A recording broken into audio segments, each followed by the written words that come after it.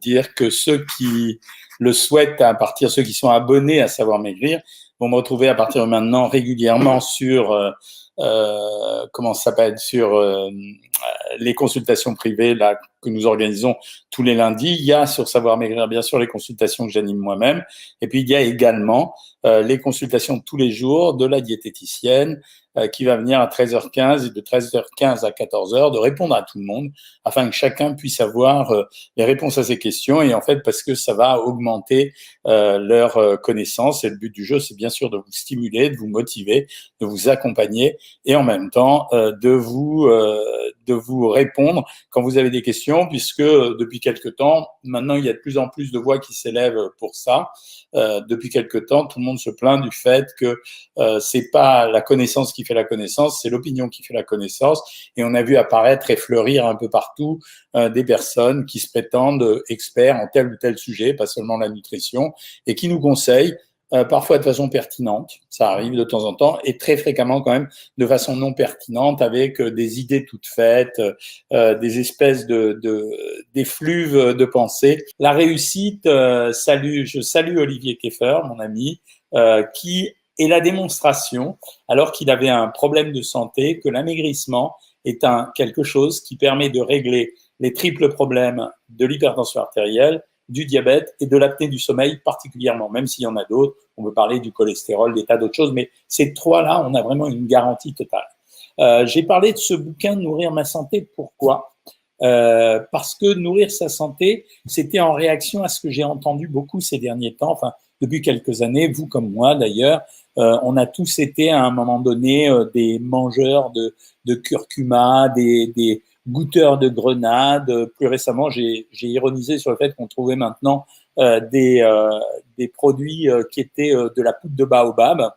Et en fait, j'ai voulu expliquer, la plupart du temps à chacun d'entre nous, j'ai voulu expliquer comment ça fonctionnait. En réalité, on ne peut pas dire que ça fonctionne comme ça, et il faut connaître la maladie pour savoir comment ça se passe. Aujourd'hui, j'aimerais vous parler de l'effet du jeûne, parce qu'on a beaucoup parlé des effets du jeûne sur la santé, mais aussi sur la plus grande efficacité des médicaments anticancéreux quand on mettait quand on mettait les personnes à un jeûne de 48 heures, et on s'est rendu compte que la chimiothérapie était beaucoup plus efficace. Alors je vous le dis, mais c'était chez les animaux, si on les faisait jeûner pendant 48 heures.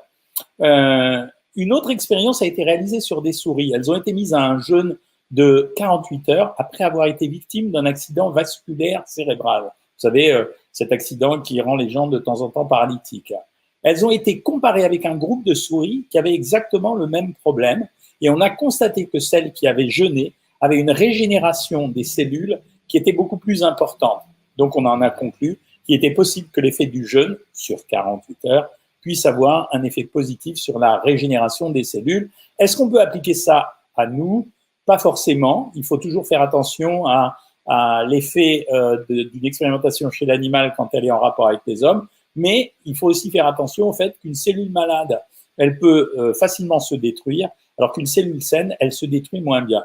Quoi qu'il en soit, ce que je voudrais vous dire, c'est que la restriction calorique, d'une façon générale, elle exerce un effet bénéfique. Par exemple, on a tout le temps parlé du régime crétois et on a parlé des régimes méditerranéens en disant que bon, il y avait la bonne huile d'olive, les céréales, etc.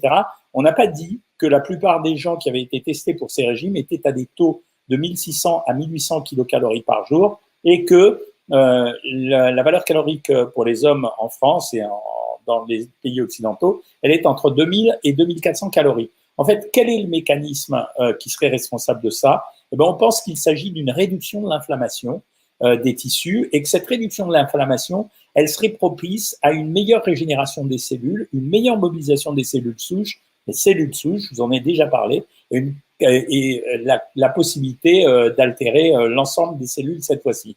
Donc, c'est ça qui est intéressant pour le jeûne. Mais pour les cellules souches, c'est-à-dire notre capacité à régénérer, il y a d'autres choses. Par exemple, ce que j'ai raconté à cette émission, mais ce que je vous raconte ici, c'est les fruits à noyaux. Les fruits à noyaux, pour moi, c'est les abricots, les pêches, les prunes. En moyenne, ils apportent 9% de glucides, excepté les rennes collaudes et la mangue qui en amène à peu près 14%. Les fruits à noyaux, c'est une source incroyable de vitamine A, ce qu'on appelle la carotène, qui va se transformer dans notre organisme c'est provitamine A qui va se transformer dans notre organisme en vitamine A. Donc, par exemple, consommer des fruits à noyaux, c'est intéressant pour augmenter notre apport en provitamine A et donc favoriser la transformation en vitamine A. Et cette vitamine A, elle va permettre, grâce à son action antioxydante, d'améliorer la capacité de cellules. Donc, c'est vachement important. La vitamine E, en plus, qui est une vitamine qui est antioxydante, elle est intéressante aussi parce qu'elle va potentialiser l'effet de la vitamine A. Alors, quand je vous ai parlé de la mangue, en fait, c'est parce qu'à l'intérieur de la mangue, on va trouver une substance qui s'appelle la mangidérine, qui a une activité antitumorale, mais qui a aussi la capacité de régénérer beaucoup plus facilement les cellules. Et ça a été démontré à de nombreuses reprises. La dernière fois où ça a été démontré, ça a été réalisé dans une université à Uttarakhand, en Inde, et c'est une étude qui date du 4 octobre 2019. Donc vous voyez que les aliments ne sont pas simplement une source de distraction pour nous, de bien-être, etc., mais les aliments sont également une source capable d'améliorer notre santé, d'éviter la maladie et de temps en temps de faire de la prévention des maladies. Je ne conteste pas que le curcuma soit intéressant, mais il n'y a pas que le curcuma. Et donc, par exemple, les poissons gras, c'est vraiment intéressant aussi. On en a parlé vraiment à plusieurs reprises.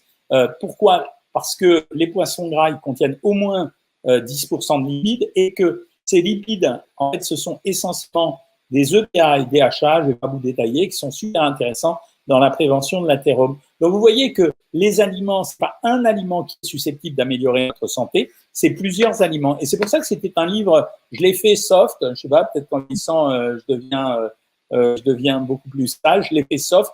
Pourquoi? Simplement parce que je pense que c'est beaucoup plus important d'informer les gens cette fois-ci que d'aller les dénigrer 2-3 personnes. Et c'est pour ça que ce bouquin était intéressant. Il m'a changé un peu de mes habitudes simples pléonasmes, qui consistaient à vous parler essentiellement de régime et d'aliments. Mais j'y reviendrai, ne vous inquiétez pas. On me demande que faire après avoir mangé trop de sel, boire beaucoup pour diluer son impact sur le corps. Merci Stéphanie Mongol, salut Mila Choupette. Tu manges beaucoup de figues sèches, est-ce que c'est bon pour la santé? De façon générale, un fruit qui a une couleur prononcée est bon pour la santé. Ça veut dire que la couleur, le pigment, il est le signal de la présence d'un certain nombre de nutriments. Donc, allez-y, prenez-les si vous avez envie. Hop, super sticker pour Marlène Mossed. William Gelé, salut l'ancien, merci. On est ancien, tu sais, à partir de 25 ans, quand on le métabolisme du corps humain, ça je le dis pour tout le monde, on sait très bien qu'on a une croissance jusqu'à l'âge de 25 ans, puis après, nos cellules périssent progressivement. C'est tout l'intérêt de nourrir sa santé.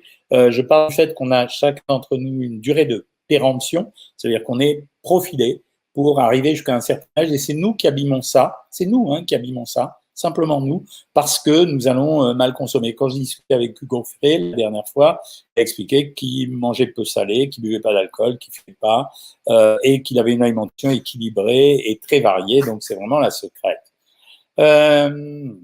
Oh, pauvre Dorothée, elle a été hospitalisée cette semaine à cause d'un calcul de la vésicule biliaire.